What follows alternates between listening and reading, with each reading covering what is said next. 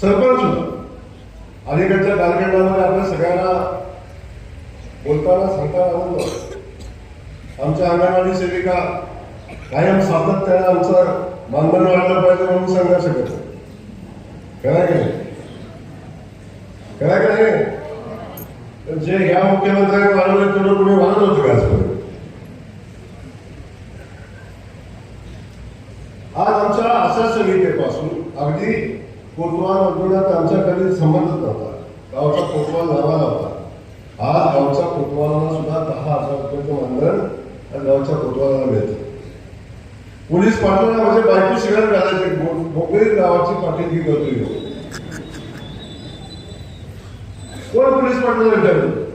आज पोलीस पाटलाला आमच्या 15,000 रुपयाचं मानधन आहे ना. सरपंच